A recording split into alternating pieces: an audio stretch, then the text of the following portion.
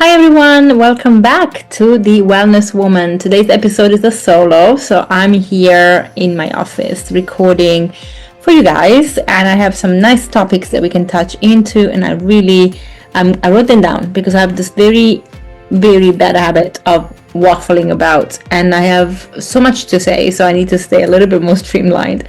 Before we go into the episode, this episode is actually sponsored by Lumen, which is a metabolic tracker that I use. And actually, I'm going to talk about metabolic flexibility today. So I'll be talking about the Lumen and what I learned in the past year, and how, if you are using it or want to use it, you can actually learn about your body better, because it can be quite stressful otherwise. We're going to talk about rebuilding self-confidence after a breakup, because this is very personal to me, but I see a lot of women actually going through this. So I want to share the things that I learned and that can help you too. And then we're going to talk about healing by listening to our body. So three very big topics, but I'm going to try and keep them as concise as possible. So first of all, again, big shout out to Lumen for this episode. Lumen is a metabolic tracker where you basically breathe into this device, and you do it first thing in the morning to see if you shifted to fat burn overnight. And then you will do it before a meal, after a meal, before a workout, and after a workout, to see how your body is responding to these things.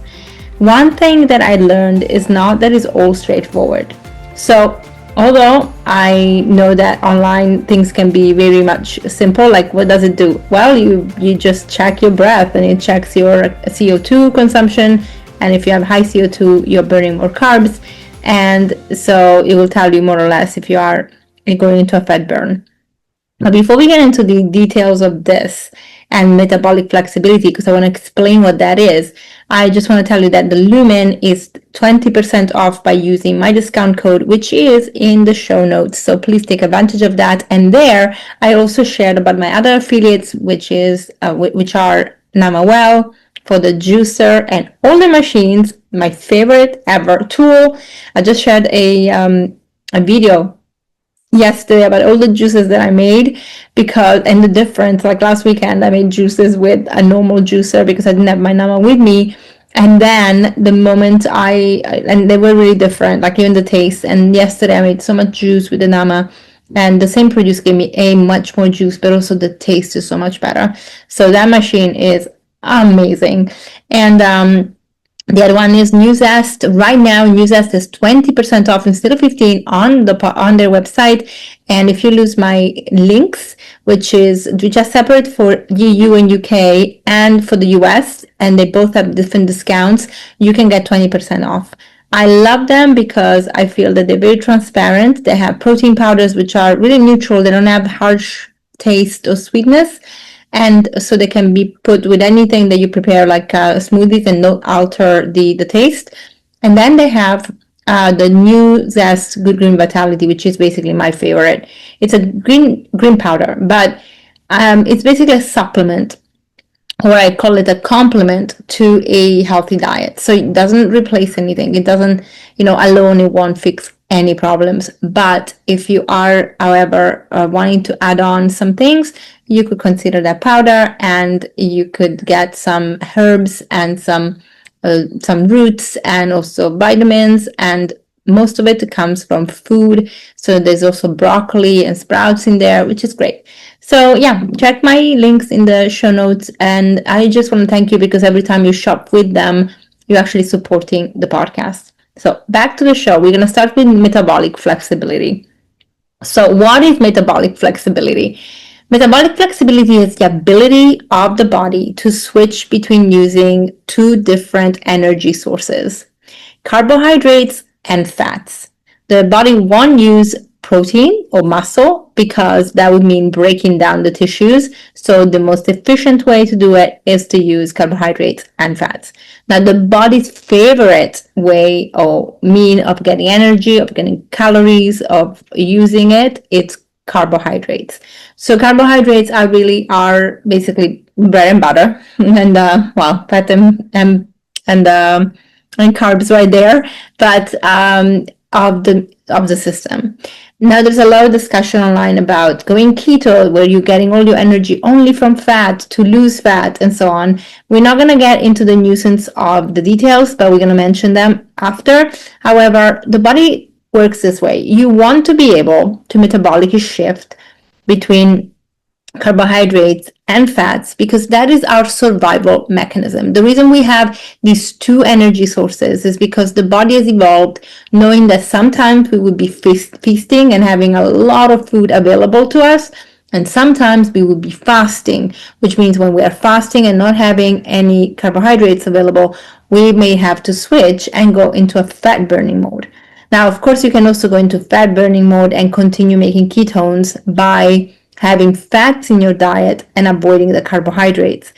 But the problem with that is that you can't always be in a fat burning state. That's not a natural state for the body, but also that oftentimes means that you're going to be lacking the amount of fiber that your body needs, because most vegetables, which are carbohydrates, will not be added. So the people that go on ketogenic diets and then don't do it right, especially, they would do it with mostly basically flesh and fats, pure fats like oils and butters, and yes, they do have nuts and seeds as well, and that's a good part because there's fiber in there, but they mostly rely on animal products. So there are different ways to do keto. You can actually do it on a plant-based diet, but most people would do it animal-based, and so that comes with consequences, just like the carnivore diet. So without shifting to that conversation, however, let's bring it back to this metabolic switching. You want to be able to go between the two. So the best way to actually go between a carbohydrate state and a fat state is that you are going to a fast, and so you actually, just allow your body to not digest any food at all, and it will tap into the extra fats that we have in our body. However, the metabolic flexibility comes not just by fasting, it actually comes with knowing when to switch between one and the other. What does that mean? If you wake up in the morning and your body is burning fat, you're already in a good circadian rhythm, you're burning fat, you're metabolically in a good place right there. If you have breakfast, the ideal thing you want to see is that you are moving from a 1 or a 2, which is fat burning on the Lumen app, to a 3, 4, or 5. Definitely 5 means you're having a lot of carbohydrates, a very starch-rich meal, and that sometimes is not optimal either. You want to maybe go to a 3 or 4. But if you are moving between the 1 or 2 to 3 or 4, and that would mean that you're using the food that you just ingested as energy. That is a powerful thing to do, and it's a powerful shift, because that means your body now knows that it needs to use the calories that just came in, that energy that just came in, and not store it as fat. So we actually want to see a rise, which I know for some people this will be confusing, because when we talk about glucose levels, you don't want to see glucose go too high because of these conversations online. But remember something, glucose is meant to go higher after a meal. Doesn't mean to spike extremely high to like a 200, because that is not metabolically healthy, especially if you are then doing that with a lot of processed foods. But you're meant to see a shift going up. That means the insulin is released into the body by the pancreas, and that glucose is taken from the blood into the cells to be used as energy. That takes about an hour, and within a couple of hours, though, you will see that curve come down again, meaning the mitochondria has used that energy. So now you're back to homeostasis. The problem with sugar loads is that it's people that eat a very processed meal and diet in general, they don't see the downtrend, or they don't see a very meaningful one, and they always have these spikes and drops very quick and also very sharp. And that means that your body is just trying to basically manage what you're bringing in, which is probably too much for the body to manage, so it needs to keep on pumping insulin. So it's a very nuisance conversation, and I think this is what gets lost online. But when it comes to flexibility, this is what you want to see. You want to see that your body moves to that 2 or 3. Within a couple hours, you then will start seeing the trend down. Now, depending on your meal, the trend down could be from a 4 to a 3, and that's still okay. Or you can go from a 3 or 4 to a 2. That means you're shifting back to fat burn. Now, with the Lumen, you can track this by taking your breath before and after a meal. And you also can do it before and after a workout. So before the workout, if you're on a 2, it will tell you basically your glycogen stores are a little bit low, and maybe you can have a snack. So you can have half a banana, you can have a handful of nuts, have something to power you through your workout. After the workout, which is often half an hour after you have to measure, you will see either a spike, so I don't like to call it spike, but an increase to a 4 or 5, which means that your body is actually burning carbohydrates to support your body's recovery, which is also a good thing. And within that time where you're recovering, is a good time to actually have most of your carbs because you're in recovery mode and you're insulin sensitive. This is what this is showing you. So I really like how it works. Now, at night before you go to bed, you will take your breath again. It will tell you where you are, and then you will see the difference in the morning. Now, something that I've noticed people chatting on the Lumen app, there is a forum. People are confused because sometimes they wake up in the morning and their number is high, even though they've been fasting for 14 to 16 hours. A few things to consider here. One, your fasting time could actually mean that you're fasting too long, and so your body is going to just draw draw glucose where it can get it so that you can power through, otherwise you would have no energy. So fasting too long can also be a problem. Now, of course, when you go through the hump, when you're burning the carbohydrates and you're not actually you're not burning the fats in a fasting state, two are the options. If you feel well, you can continue the fast until you actually go into ketosis and work on burning the fats again, or you can stop the fast, have a snack, have a meal. Depending where you are with your number, it will tell you if you can have more starches or less, if it advises, and then see if you can shift again, because sometimes our body gets like into this panic mode. The other thing to consider is first thing in the morning. One thing I've noticed with me, and especially people that are on a plant-based diet and we eat more carbohydrates with our fruit and vegetables, our wake-up breath could actually be higher than fat burn straight away. There's also another element to this though.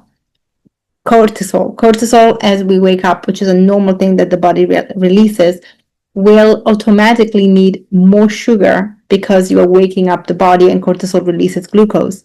So you could be having a higher reading first thing in the morning before that. This is the nuisance that the app doesn't actually take into consideration, and it's frustrating a lot of people on there. So the way that I actually suggest is that when you wake up, you can take your breath, take it on just a random, don't take it as a wake up breath, just see where you are with your body. And then you can see that actually if you move your body for a little bit, I do yoga every morning. If you move your body a little bit, you will see without any food in your body, you will actually see that number from a 3 will go to a 2. That means that the cortisol glucose in your blood has been actually used, and now you are in the true state where your body's at when the cortisol stabilizes. That takes about an hour, okay? So you have this massive spike within an hour of waking where your melatonin goes down and cortisol goes up. So you can wake up and have the energy to wake up, and then you need to just wait a little bit. So what I suggest is that you move your body first thing in the morning on the mat next to your bed. You don't even have to go to the gym. Just move your body and you will see a massive difference. Also, making sure you're not stressed and running around when you take your breath, because that, of course, will your body will use more glucose, so your CO2 will be higher. So you have to just be, a little quiet. So maybe you work out, you do your yoga or whatever workout you want at home for 20 minutes, 15 minutes, doesn't even matter. Sit down for a little bit and meditate and breathe, and then you take your breath, and that will actually make a difference. Now, of course, the meal that you had the night before will also impact your reading. So knowing what to eat and how to eat. But this is actually what this teaches you. And it will teach you that sometimes a starchy meal is actually not as bad for your readings. Actually, your flexibility is better. In fact, there are days on the app which are called boost days, which you are using to basically add more carbohydrates to your diet, so that you're boosting that for your body, because we want the body to know how to switch between fat burn and carb burn. So this concept that we have to just be in fat burn all the time is really, really wrong. One thing that I like to see online, which I've seen that moved a little bit away from the ketogenic diet, is the ketobiotic diet, because the ketobiotic diet means you're actually thinking about your microbiome, which needs fiber. So we can look at less starchy vegetables and fruit, but they have a lot of fiber and feed the microbiome. And I believe that your metabolic switch also depends on the health of your microbiome, because again, everything works as a wholesome thing, and also the bacteria in the gut have such a big impact on overall health. So I really love using the Lumen because of this. This taught me so much, and it really does teaches you also that you don't necessarily it's not as simple as that, right? It teaches you your cues with your body, which is really, really important. We forget that, and I think we really need to go back to listening a little bit more. So hopefully this will help you out in that endeavor. The other thing that I also noticed, I had a client that got it, and the way she was using it, she wasn't using it often enough. This is something you actually need to commit to see a trend and see what's understanding in your body, because also your reading will change according to where you are in your cycle. When you are in luteal phase just before your period, the readings will be higher, which is completely normal because your progesterone wants more sugar in your body. So it's completely fine to go through the stage and see it. When you are over the day 1, day 2, you see the things adjusting, and you actually will see less glucose use and more fat as well. So you learn so much about your body. Stress, when you're emotionally stressed, even if you don't see it immediately or feel it immediately as you go, this thing will pick it up. Like if something happened and you're staying calm and you're breathing through it, but your emotions inside are, moving, you will see a spike, like I definitely did, or an increase of glucose usage versus fat burning. So it's a very interesting machine. But that client of mine, she's overweight, and every time she eats, she's still in a fat burning stage. And this was so counterintuitive for her, because she was like, how can I be overweight and be burning fat all the time? And I was like, well, imagine that you have a tank, and you're taking from the tank, but as you take from the tank is getting filled from the top, so the tank is never getting empty. So of course you're not losing weight. You are burning the fat, but you're not burning what you're eating, so that what you're eating will go on top and become fat. So that's why she couldn't actually lose weight, and we had to adjust her. And so she came on retreat, and I got her to get into carb burn after a meal and then back to fat burning after. And I was like, this is what you want to see after every single meal. You want to see that switch to carb and then back to baseline. But I think because she does this very ketogenic approach, ketogenic diet, I think that her body doesn't actually know how to switch right now. So she has to train it again. It's a really beautiful exercise. So the Lumen is very helpful. I really love it. Right now, they actually have a new system that they released where you can actually check your ketones as well. I will have to get more details about it because it was not available everywhere in the world. I think they started with the US, and I will share more. But if you want to check it out, the nice thing about the Lumen is that you buy the product, and it's not the cheapest. So when you buy it, please use it, because it will give you a lot of intel if you use it. If you don't, you just, wasted your money, and I don't think it's nice. But the app is free, so you don't have to apply for any membership. You can just be on and basically track what's going on day in and day out. Now the question will also come, do I need this to be healthy? As with everything, and I really want to be always transparent, no, this is not a must-have.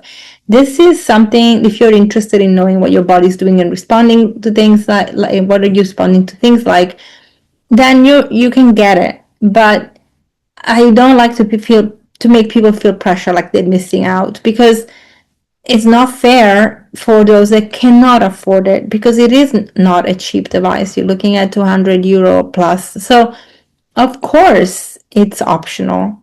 If you can afford it and you are really into understanding your body and data, feel free to get it. Use my code, get 20% off. If you cannot afford it, just apply the principles that we always teach here, which is, run a plant-based diet, um, understand how your body feels with your food, select lots of fiber, and don't have too many fats, because a lot of people come off the vegan diet and they can lose weight because they have either too many fats or too many complex processed starches, refined starches. Remember that being on a vegan diet, first of all, veganism is not a diet, it's an actual lifestyle where you care about the planet and the animals and their life and your life and everybody's life. But it can also be unhealthy, because the same products that we have for the general population, which contain animal products, are actually mimicked for the vegans. So a lot of vegan products are incredibly processed and not in a healthy way. I'm not talking about the oats that are processed to make them edible, or soy milk, which is processed to make it drinkable. I'm talking about the hyper processed food where you have a lot of ingredients that sometimes you don't even recognize. A lot of people eat a lot of flour, which is often devoid of even the fiber in it, because then it makes it more shelf stable to have, without the bran and without the husk. And so of course it gets more processed and refined, and the more refined it is, more sugar it becomes, basically. So we want to make sure that we make good choices. So a wholesome food, plant-based diet where you have a nice balance of greens and more starchy vegetables, and tofu for protein, and the fruit and the pulses and the nuts and the seeds, like everything, just to give you everything you need. And on top of it, then you can of course supplement the things like B12. Vitamin D, of course, is not a vitamin, it's a hormone, but at the same time, we have now named it or misnamed it a vitamin, but it's accessible to us. And oftentimes, as much as it is this movement online that says don't take it because it's a hormone, it's not a vitamin, I have seen the vitamin D deficiency impact on people. And so I actually think that supplementing is needed, because sometimes you just cannot be in the sun. You don't have it if you live in the northern hemisphere, or if it's winter, or you don't absorb it, or you don't have the time. Whatever the reason is, the point is that not everybody can just be basking in the sun, even if for an hour a day, and saying don't take the vitamin D. I think it's reckless, when vitamin D is so important, because it affects the immune system, our metabolic health. Actually, the way you metabolically switch is very linked to the vitamin D. The low vitamin D is linked to obesity, to weight gain. So hormone disruption, we want to understand this, and also sleep disruption. And sleep disruption has a knock-on effect on everything that I just mentioned. So let's just think about these things, are very, very important. So if you want to get the Lumen, again, go into the show notes, get your code 20% off, and enjoy learning about your body. And if you have any questions, you can always get back to me. But I hope this was a good introduction to metabolic switching and why flexibility is so important in keeping healthy, in keeping energetic, in not putting on weight. And by weight, I don't mean actually number on your scale, but I mean fat where we don't want it, especially visceral fat. And as women, as we get older, we get more visceral fat because of the lowering estrogen, and we really don't want to see that. So of course, this is just a device that can help you understand what's happening right there and then. But you have to go to the gym, and you have to lift weights to get stronger. You have to have a good muscle mass. You have to make sure that your bone density is okay. You have to make sure everything that you do, you don't stress and overstress, that you release and you heal trauma. And so there's so much work that has to be done. And you need to understand how your body's reacting to all the steps that you're taking. Is so key and really empowering, if you ask me. So yeah, I hope this was helpful. But going into the topic of trauma and rebuilding and dealing with stress, the next topic is, rebuilding your self-confidence after a breakup, after a separation, after a loss even. So the first thing I want to say is that when we depart from a partner that we've been with for a long time, there is a sense of grief, and people don't really appreciate that grief is not unsimilar or different to losing someone to death. Because ultimately, as much as that person is still alive, which is good, and that person is still there, the relationship dies, and that is grievable, and it can impact our nervous system highly. In these circumstances, what happens is that whatever, depending of course of the circumstances, but when we are ending a relationship, somebody breaks up with us or we break up with them, it happens either way, especially when we have a conscious reason why we're doing that. There is a mourning time. There is also a self-confidence shaking time, because we start questioning. If you're an insightful person, someone introspective, you start questioning your part into this ending. Of course, it's easy to say their fault, right? Pointing fingers, making sure it's just that the bad guys or the bad girls, and you are, the victim. That is super easy to do, and it's comfortable because we don't have to challenge any of our actions, our thoughts, our belief systems, and we don't have to challenge our responsibility. We just blame the other person, become a victim, and that is that. But I am not like that, and I'm sure a lot of my listeners, you are not like that. And I think that is just why we are building a community online where we're supporting each other, especially us women, where these things are happening to us. We are leaving relationships, we are moving forward, we have been maybe left by someone, but whatever the circumstances is, the point is that you have to rebuild. And so the first thing when it comes to self-confidence is this: knowing that although you made mistakes, like the other person made mistakes, that is not a representation of you as a person. It doesn't define you, because ultimately you are going through a human experience and a teachable moment. When we are in this time of change, when we are deciding to make a change, when we're deciding to leave a relationship, the truth is that we are changing. And the things that we tolerated before, we no longer tolerate. And honestly, I think actually the beautiful part of perimenopause is that happens. Because I have seen the old generation being in relationships with their partners forever and not leaving that marriage or relationship because they feel that that's their responsibility to be there. And so they sacrifice everything they feel. And this is especially for women.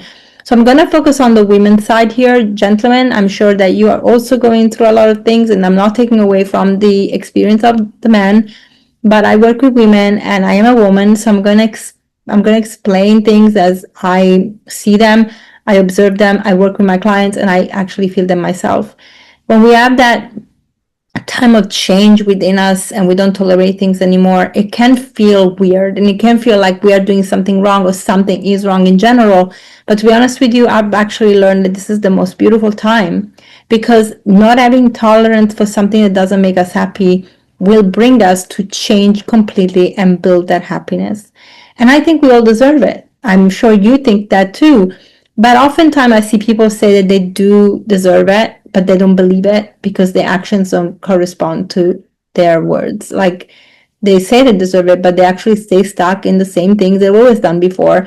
Meaning, even if they go into another relationship after they break up with someone, they'll pick up a project, somebody they have to fix, or they pick up somebody that doesn't give them the lifestyle or what they need really and want. They always lower standards to fit in because of the fear of being alone. And that fear comes with not having self-confidence. And so thinking that you're broken, and if somebody comes along and wants to be with you, thank God, that means I am actually still lovable.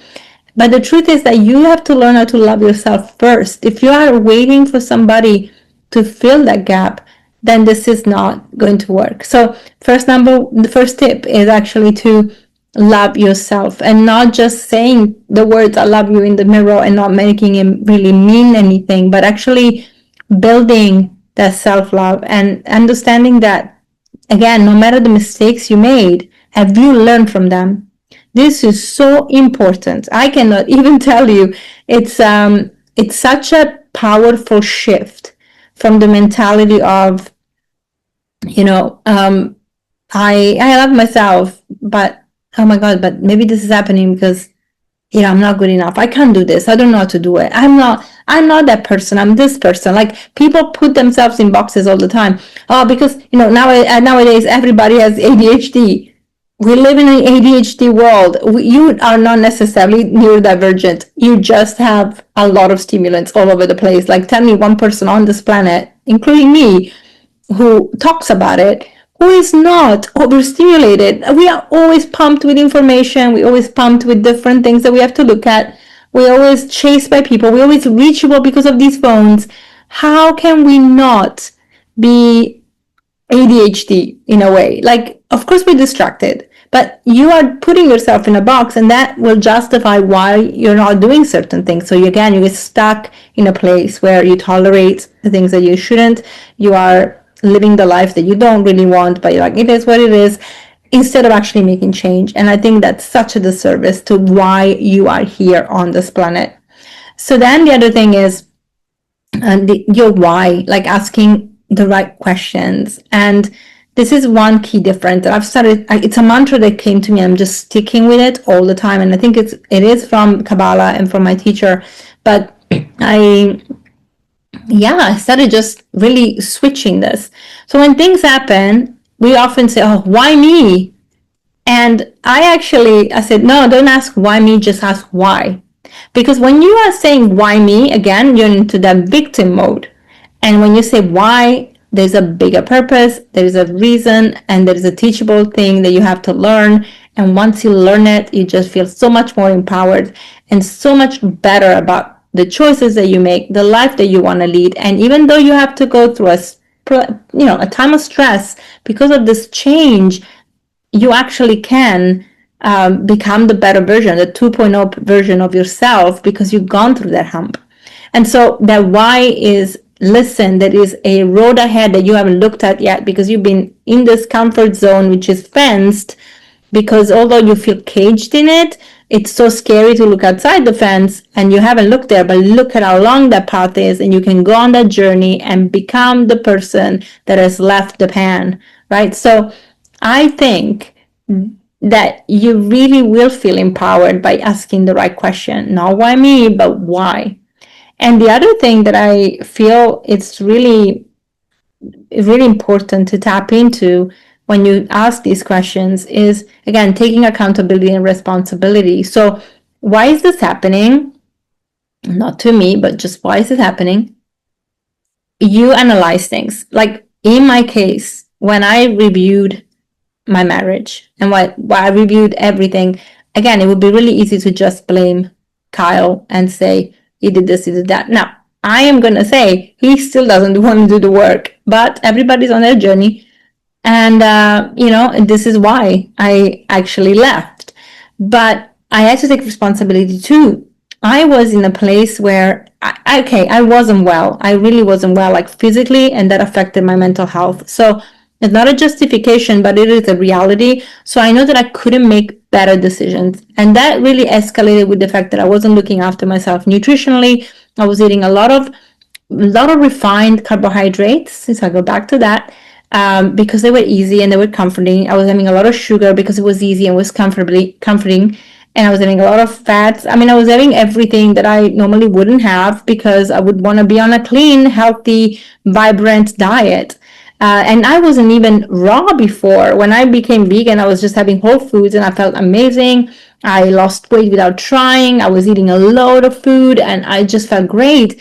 But with time, as stress creeped in, I actually started veering towards food that wasn't serving me.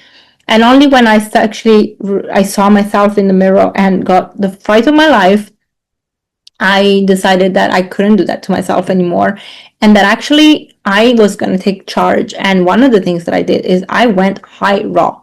So, and for a while, actually, I was only raw. Again, that's the case now, super high raw. I'm 99% raw, actually. I only eat tofu. For a while, I have dabbed into eating more, sweet potatoes that are cooked and other veggies that are cooked during the winter. I just felt I needed that heat, but also the comfort. But I also realized later that was a very emotional response.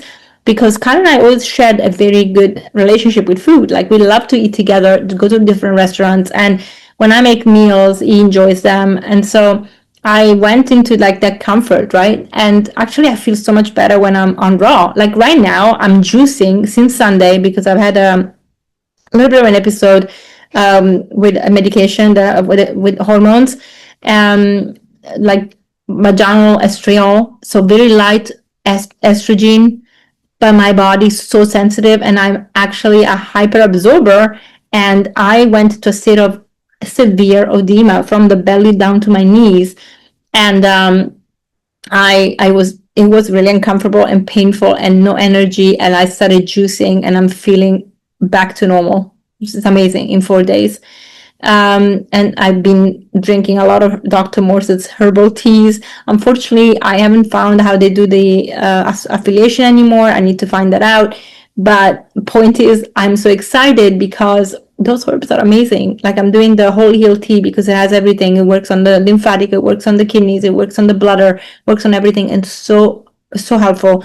So I've been peeing all the time. Like I have to be next to the toilet all the time this week. And then I've been taking also the gut, pardon me, the GI movers, and this one makes you go number 2. Lovely. So it just anything that was stuck in there just came out, and I just, those herbs are fantastic. So because of that, I've been on juices, but the energy that I have, the clarity that I have, the feeling of aliveness that I have, like it's great. Now, of course, I don't want to get into a path where I'm like, oh, I'm just going to juice for long term. I set myself for a week and then I'm starting to eat again because I know me.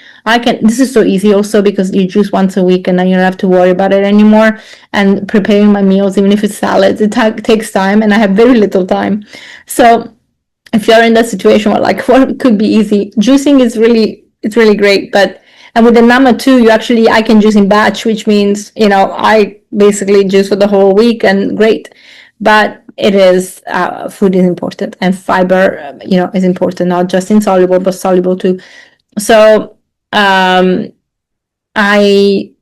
wanted to bring this forth.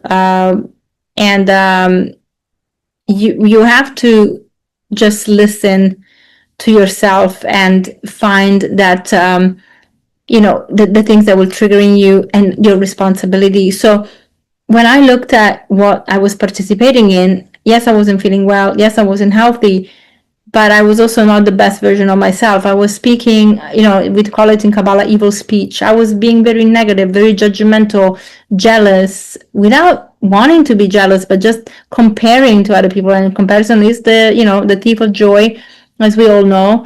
I was just being the version of myself that I would not want to be friends with. That is something. Actually, if you can take anything away from this conversation, take that. Be the version of yourself you would want to be friends with. Because if you don't, then that's not a good person. If you cannot even be with yourself and be happy, that's not a good person you want to be around, right? So I didn't want to be around me. Like I was just escaping with food, escaping with fighting and arguing and the drama. And there's a lot more to the story. I'm going to share it eventually, but on another podcast, because that's a whole podcast on its own. But I was that person. And the funny thing is that when you are with someone that doesn't take responsibility, no matter what you're going through, you will be gaslit for everything. And I was in a serious gaslighting situation. Like everything that I would complain about or say or want to change, it was bad and it was wrong and it was me not being okay. And so it became very daunting because you just can't do anything right. And when I started getting better, which I did on this whole food high raw diet, I just saw the potential in me again. I saw the person I wanted to be. I found that light, that energy, that positivity, that everything. Like with time, I'm becoming more forgiving. I have strict boundaries with people now. Like I would say, look, this is how I feel. I don't like it. I don't want to go down that path. And this is a loop that I don't want to be in, without judgment and anger. But there's so much forgiveness because I'm like, what was my responsibility in everything that happened? And so some relationships I had to end because I just feel the selfishness and the repeats. Other relationships I kept and I restored and I healed because I like that. I'm like, yeah, I took responsibility for doing things in a certain way, and I can justify my actions all the time because they're not random, they're thoughtful, but I also, make mistakes. I'm human. So when it comes to this relationship that I had with my ex-husband or my husband, and we're still married, we're getting divorced.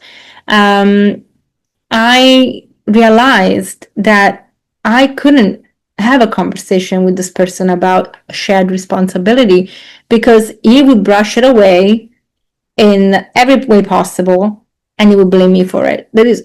He is really in a victim state without actually realizing it's because he has a lot of anger. And I had a lot of anger, and that I understand where this anger comes from.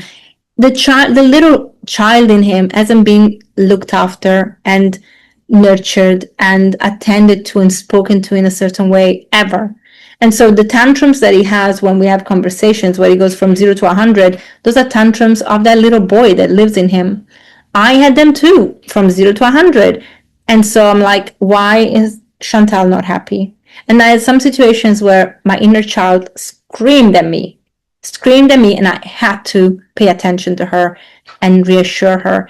And as I do this with time, she's not screaming. I'm so much more regulated as a human. I love it because I thought I had it together until I realized that I didn't have it together and that there was no shame. And there is no shame in not having it together. The whole point of healing and building confidence is that you acknowledge your part and you change the things that you've done that don't serve the situation, your life, anything at all. It's such a beautiful, empowering thing to do. So I recommend this highly. And then the other thing is you need to keep on practicing this because you can know it, but if you don't actually put it into action, it means nothing. So everything that you learn every day, all the things you want to change, do the things that you were doing before differently and see the difference, see the change, see how this can truly transform you and transform your life. And this is when you start building confidence because this actually taps to the point one, which is love yourself, because the more you build that person that you want to become by acknowledging, by taking responsibility, by changing things, by modifying, by everything that comes into this, when you look back at that person that you were before, you are like, I'm in awe of you now because I've changed and I love you so much because you're the person I want to be and you're the friend I want to spend time with. Bingo. So that is such a beautiful thing. I really highly recommend this. So I hope this is helpful, and it definitely is helpful for me. I'm still navigating these times of insecurity and times of those wobbles, like now I'm so much better. Like a couple of months ago, I started questioning if actually it was me that was difficult and I should, be the person that he wanted me to be. But when he lost his mom, unfortunately, to an accident, which was horrible, and I really was there for him because I was worried for him. I was in pain for his mom. His mom and I didn't get along, but losing your mom in an accident like that, it's hurtful. It doesn't matter that I didn't have a relationship with her that was solid, but I still didn't want her to pass away, especially in an untimely manner, and especially the way that she did without warning. She wasn't like she wasn't in the hospital and we were worried that she would pass away. She literally had an accident, slipped, and broke her head, and it was really hard for him, and I knew it. I wanted to be with him, and I saw for a moment that person I fell in love with, that very open, available person. And it lasted just a moment. The moment he went to New York and he sit around his friends and I was talking shit about me because I'm the bad person, it all changed and I could see it. But he would blame me, and he would blame we are not energetically aligned anymore, is new catchword.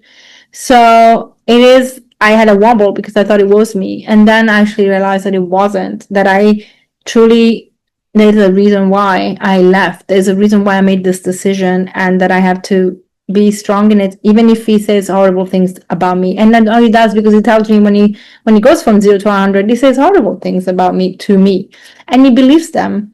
So I have to accept that this is where he's at. And actually, the other thing I want to add here is acceptance. So important, because the moment you accept, you're not trying to change it. You are on your path. You're doing you, and you accept that the other person is not where you are. And that is such an empowering thing, because trying to change somebody that does not want to even listen, it's frustrating, it's tiring, and it gets you nowhere. So that's my honest feeling about it. The other thing that I want to talk about, and this is always encompassed in this, is the healing by listening to your body. The healing listening to your body part is not just the physical, it's also the psychological and emotional, which actually we talked about when we talk about rebuilding self-confidence. Because the moment you actually know how your body reacts to things, you are seeing the triggers and you understand where they come from, and you know you have to make changes. I mentioned the food, right? When I was eating like a lot of the cooked food, but it wasn't just the cooked food, it's the way I was eating it, with like finding comfort, not just the heat. Because sometimes I would go out to a restaurant, a vegan restaurant, and I go to a macrobiotic restaurant, so things are actually healthy. And I'll have the salads and things, and they have some cooked food, and I feel completely fine. But at the farm, when I cooked there, and I was eating that food, the emotional triggers, they were immense. And I just noticed that this is really my default place for drowning emotions into food. And I started binging when I'm there. And I started also not feeling great after. Like, I was like, okay, I'm not gonna purge. I don't want to get back into any eating disorders. But it was still disordered eating, because I was eating way too much than my body could handle. And because I'm so used to high volumes in raw, because you just want these big things and they really don't fill you up immediately. The cooked food, you can eat a lot more, but then after a point, you're just like, wow, you're stuffed. With raw food, that never happens to me. So it's a very interesting thing. But when I eat my raw food, I don't have that emotional. I just eat because I love it and enjoy it and feel it, and oh my god, it's great. When I eat the cooked food, I love it. It's so nice and it gives you that dopamine hit. But it is more addictive, and I eat more, and I can see the emotional stuff that goes in there. So healing the body and healing the mind are connected. You can't do one without the other. So by listening to ourselves, we can get there. Of course, here was like, okay, I need to understand my emotions, but also understand how not to hurt my body, not to do things that make me feel sick and make me feel full and uncomfortable. And then they also trigger guilt, because then I would go like, why did I do this to myself? I'm so stupid, and talk to yourself in a way that is not loving and kind. And so there's a pattern. And of course, for people like me who come from eating disorders, who have worked really hard at fixing this is a very important cue to pay attention to, because we can spiral out of control very easily, unfortunately. So I wanted to share this with you, and listen to your body, listen to what makes you feel alive, listen to the cues that your body is giving you, that your mind is giving you, and also listen to your dreams. Like, actually, we don't pay attention to things when we sleep, but when we sleep, we are recovering everything. The brain and I know that it's not fully understood because it's so complex, but it's reviewing everything. It's like, I always see the sleep part as actually where your soul and your body and mind connect, because you're not trying to control. You're going into your unawareness or into your subconscious, and you are exploring things that triggered feelings. But that feeling is also reminding you of something. And sometimes these reminders are not even from now, they are from another lifetime. I believe that so deeply, especially with Kabbalah. Like, our souls are eternal. They come back and they have to learn something or teach something or be here for a purpose. And we forget who we are when we are born. And we have to kind of find that familiarity again and remember. So truly, truly empowering. And I think when you're sleeping, if you're having dreams, try to think about what they can mean for you, because I had some powerful dreams that helped me through when I was feeling stuck, and where the fears were, and where the insecurity were, and what And I love it. I think it's such a powerful thing. So you can heal the mind and heal the body by listening to so many cues from different places. The other thing, of course, is listen to your body when it tells you that maybe you need to rest, and don't push if you need to rest, or if you should move because your body's like, I need to move. Move your body, get up, go for a walk, do something, eat the right food. Notice the difference when you're having a meal that you always, maybe you like the flavor of, but doesn't make you feel good. Then you can have the opposite. You can have something that is more nourishing, and you know the ingredients work for you and they make you feel good. Have that meal, because that's healing you. And food can be a healer or a hinderer. So we need to understand that food is medicine. This was, Hippocrates shared it thousands of years ago. He didn't have the diagnostics that we have, and he knew about the gut and he knew about the food. Hello. Like, really. We take a lot of pride in modern medicine, and I understand why. It's powerful, it's great that we have it, but literally we had this knowledge thousands of years ago, and if we actually learn to listen to this traditional wisdom, we would be in such a better situation with our health than we are now. Instead of debating online about who does what and who should do what, then go back to the essence of the knowledge. Like, it's really common sense that we have so much abundance from the planet, from the earth, from nature to make us thrive. And some plants can hurt us. Yes. Some plants can hurt us in high quantities. Yes, so quantity is important.